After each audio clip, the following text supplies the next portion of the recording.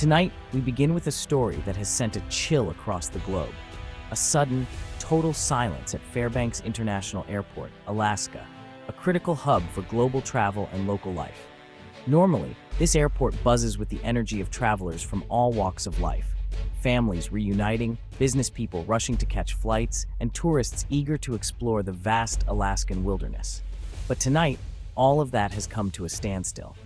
The runways are empty, the parking lots deserted, and the only movement comes from the flashing lights of emergency vehicles and the slow patrol of security teams.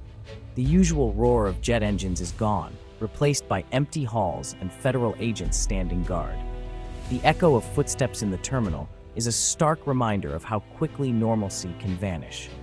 Security teams have cordoned off key areas, and the sense of unease is palpable, even in the silence. Every corner of the airport is under watch, and the tension is almost tangible. This isn't just a local disruption, it's a security situation with global implications, raising urgent questions about the safety of our skies. Alaska's strategic location means that any incident here ripples across continents, affecting flights, cargo, and communications worldwide. Airlines are scrambling to reroute planes, and the global aviation community is on high alert, monitoring every update from Fairbanks. The shutdown was abrupt, leaving thousands stranded and the world watching. Passengers who expected a routine journey now find themselves camped out on terminal floors, anxiously checking their phones for news. Families are separated, business plans are upended, and the uncertainty grows with every passing hour. Outside, news crews broadcast live, capturing the confusion and concern of those affected. Homeland Security has taken full control, signaling a threat serious enough to seal off a major transportation hub. The presence of heavily armed officers and specialized vehicles underscores the gravity of the situation. Access to the airport is strictly limited, and even airport staff are being kept at a distance as authorities work to secure the area. As investigators work around the clock, the world waits for answers. What happened? What triggered this? And when will the silence end? Officials are combing through security footage, interviewing witnesses, and piecing together the events that led to this unprecedented lockdown. For now, all anyone can do is wait, hope for answers, and wonder when Fairbanks International will once again open its doors to the world. To grasp the gravity of this shutdown, you need to understand Fairbanks International's unique role. For many remote Alaskan communities, it's a lifeline, providing mail, medicine, food, and emergency services. Its strategic location makes it a vital refueling stop for cargo flights between Asia, Europe, and North America. Fairbanks is also near key military bases, supporting U.S. Arctic defense and military operations. Any disruption here ripples through global supply chains and national security. Weather has closed the airport before, but a Homeland Security-ordered shutdown is unprecedented. This event elevates Fairbanks from a logistical challenge to a national security concern. Monday began like any other, with the first rays of sunlight glinting off the tarmac and travelers bustling into the terminal, rolling their suitcases and clutching coffee cups. The air was filled with the usual anticipation of journeys ahead, families reuniting, and business trips about to begin. But by 11:30 a.m., the ordinary rhythm of the day was shattered. A sudden wave of confusion swept through the terminal as announcements echoed overhead, and concerned faces turned toward the flight information boards. Without warning, the airport was abruptly closed to all air traffic. Flights already in the air were diverted to alternate airports, while those on the ground were halted in their tracks. Terminals were swiftly evacuated, and a secure perimeter was established by a coordinated response from both federal and state law enforcement agencies. Heavily armed Homeland Security agents in tactical gear moved in, directing passengers away from the building.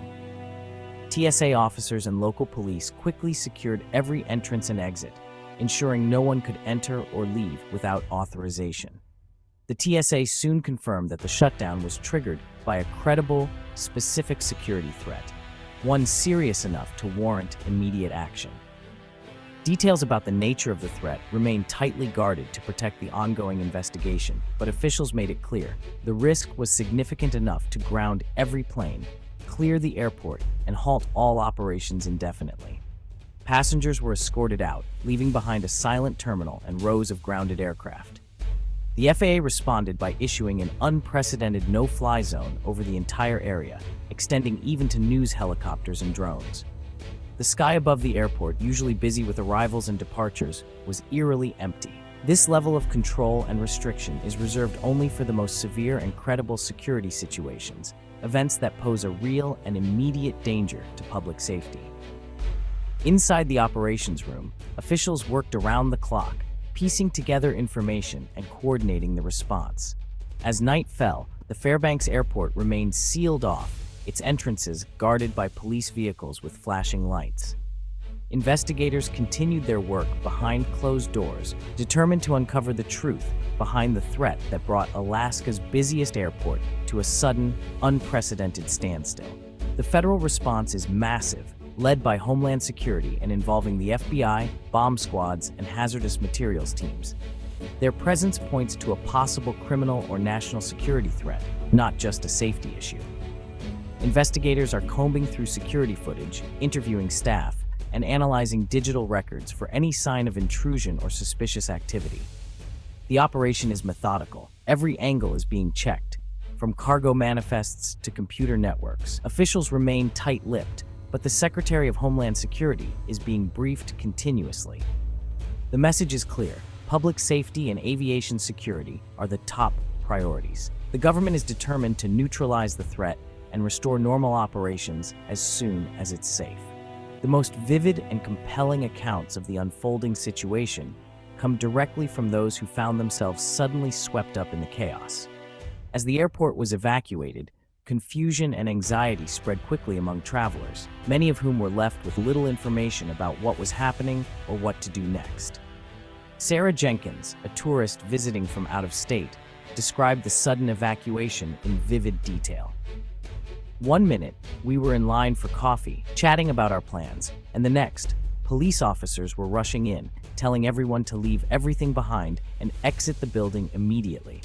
It was surreal and frightening. People were grabbing their children, some were crying, and everyone was just trying to get out as quickly as possible. Mark Peterson, a businessman who had just landed, recalled being escorted off his plane as police cars arrived on the tarmac. Nobody told us anything, just that the airport was closing and we had to leave. The uncertainty was overwhelming. We didn't know if it was a threat, a drill, or something else entirely. In response to the crisis, local officials have quickly opened emergency shelters and are working closely with area hotels to provide temporary accommodations for the hundreds of stranded travelers. Volunteers are distributing food, water, and blankets, trying to offer comfort in a stressful situation. The mayor addressed the public in a press conference, reassuring everyone that our first priority is the welfare of passengers and our community. We are coordinating with state and federal agencies, and we trust our federal partners to resolve this situation as quickly and safely as possible.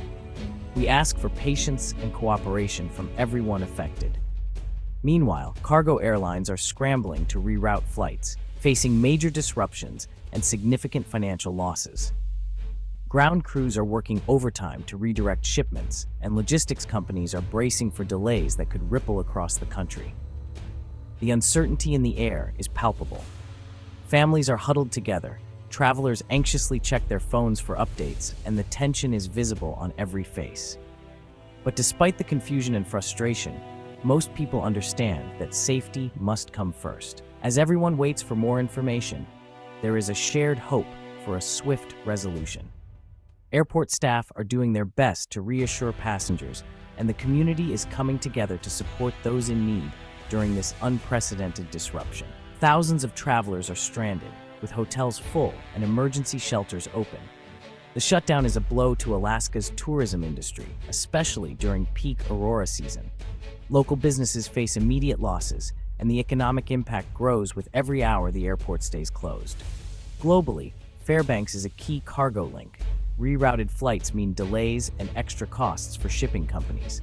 Essential supplies for remote villages are now in jeopardy, with officials scrambling to find alternatives.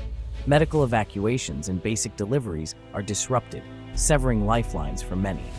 State officials are working on contingency plans, but the challenge is immense. The ripple effects are being felt far beyond Alaska. The Fairbanks shutdown forces the nation to confront vulnerabilities in critical infrastructure. Homeland Security's swift response is meant to neutralize the threat and deter future attacks. Residents are anxious but resilient, with increased law enforcement presence for reassurance. Internationally, allies and adversaries are watching closely. Fairbanks is vital for global trade and U.S. military strategy. Foreign governments seek assurances about supply chain security. The incident is a real-world test of aviation security protocols and interagency coordination. Lessons learned here will shape future policy and training.